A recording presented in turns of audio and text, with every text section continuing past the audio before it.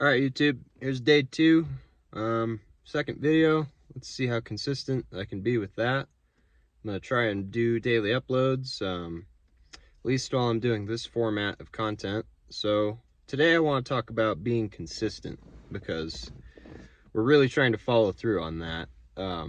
Being consistent is something that I think it's possible for everyone to do, but so few of us actually follow through with our word. You know, we say we're going to do this, and then we don't. We end up just kind of dancing in a circle around the bush, like, oh, I was going to do that, but, you know, the slight emotional change I had today threw me off the course. I think, especially because I'm talking to the guys here, if you're a woman watching this, I don't know, it would apply, I suppose, but for men, our emotions don't matter. It's your utility. How useful are you? How much can you contribute? And a lot of guys don't contribute jack shit, you know.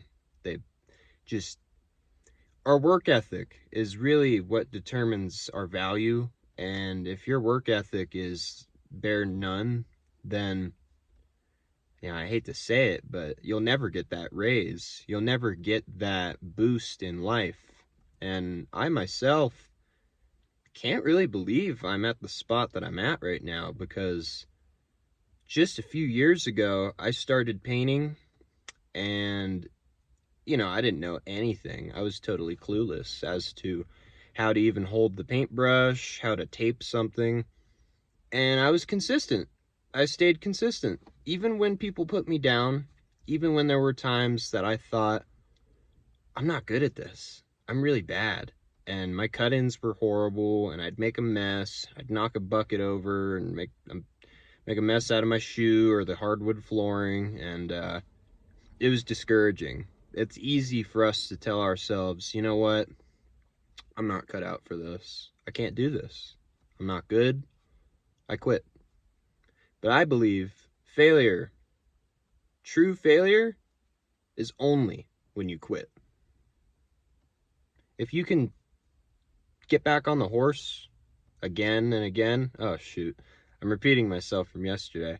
If you can get back on that horse, then you don't lose. You never lose. And I believe, I'm trying to remember who the quote is from, but I didn't fail, I just found 1,000 ways to do it that didn't work. That mentality is going to get you further than just telling yourself, well, I messed that up and I got it wrong, and that's just end of story. Because especially in my line of work, nothing is really unfixable. You know, if I do a patch and it doesn't look good, patch it again.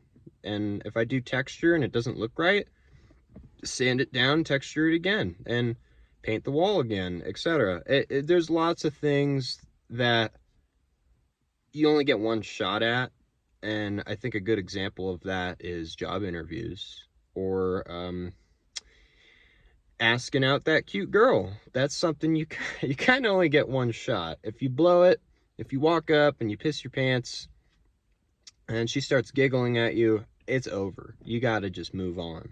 But we got to tell ourselves, just because I lost once doesn't mean I lose forever. And I find that the more you try, the easier it gets. It really does. It really does. Because if you just believe in yourself, you have way more power. These negative, limiting beliefs that we can put on ourselves make us our biggest enemy. And really, at the end of the day, in life, you are your biggest enemy. No one else is going to stop you from anything more than you will. You have to believe in you. Your mom's not going to believe in you. Your dad's not going to believe in you. Your brother, your sister, your uncle, your cousin, they might believe in you for a time, but once you start to do things that they don't understand, they don't know, they don't have any background to it, they might put you down a little bit. They might discourage you or tell you, I wouldn't do that. You're going to quit your job and go get into index funds, or you're gonna change careers after doing something for 10 years, people would be like, well, hang on, it seems that you've really built up a reputation. It seems that you've built up a rapport, and why would you move on? But sometimes moving on is the best thing we can do, and starting over is very natural in life. But some people do it a lot more than others. You go into college, you change. I'm lucky. Okay, this is not coming from personal experience. I've never been to college, and actually, I'm kind of grateful I didn't. I stuck with the trade world. But let's say you go to college, you change trades, or you change majors, okay? Again, and then you change majors one more time, and then after 3 years, you're kind of wondering, what was even the point? What did I come here for in the first place? I've actually had a few friends who went to college freshman year. They drank, they partied, and then they left. They didn't stick with it. I actually know one guy, he went to a very expensive college. The tuition was like 200,000 a year, if I recall correctly. And he didn't stick with it. He didn't stick with it. His parents really wanted him to do it, and he just wasn't, he didn't have that drive for the degree he was going for, and he went down a different road. And it's interesting how life can play out, because I've only been out of high school for a few years, right? But I already know people from my grade level, from my exact class, who are either married, have a kid, which is interesting, in prison. You don't want to go there, right? Or dead, unfortunately. Life has its way. Sometimes we don't know where it's going to take us. Actually, it's not sometimes. We definitely don't know where it's going to take us. If you told me a year ago in January that I would be, you know, working on my own and successful at it, I would have some doubts. I would have some doubts, because I've always worked with other people, and I've never had the courage and the strive to succeed on my own. But I think in life, and especially in this internet age right now, succeeding on your own is the way. You have to be an entrepreneur of sorts, whether it's you work at a bank, or you work at whatever, a grocery store, a restaurant, you're a bartender or a server. That's just the main income. That's the steady income. But you best put yourself out there in other ways so you can get more revenues, because the more you diversify yourself, the more skills that you acquire, the more valuable you are. And I want to learn short form video editing and then long term video editing, because I think a lot of people enjoy this format of content where it's just raw. I'm not cutting anything out. Whatever I say stays. But there is a place for videos that have very concise, very formatted, and very specific info in it. You cut the fluff out and just focus on the main idea. But to me, I I don't think that would be my main thing. I want to make videos that are just me to you. You feel the emotion, you feel the conviction in my voice, and when I'm talking to you, you can feel me through the screen, because a lot of people come on here and just spew a bunch of shit. They don't really practice what they preach. They don't really follow through. Or they'll tell you, get rich quick, just do this and buy my course, buy my Haktua coin. That's, everybody's kind of a fraud in that world, and you have to really be careful of what you're going to invest yourself into.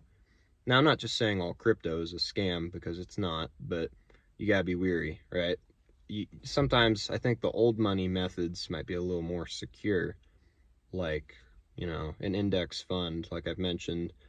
or the S&P 500, ETFs, etc. Old money is not going anywhere, but now I'm getting off track, right? So, all in all, I find that if you stay consistent, you will succeed. And I might have to make 100 videos until one of them gets over 100 views, and that's okay. That is really okay. And I'm not going to monetize my videos for quite a while because I want to know if I actually enjoy doing this.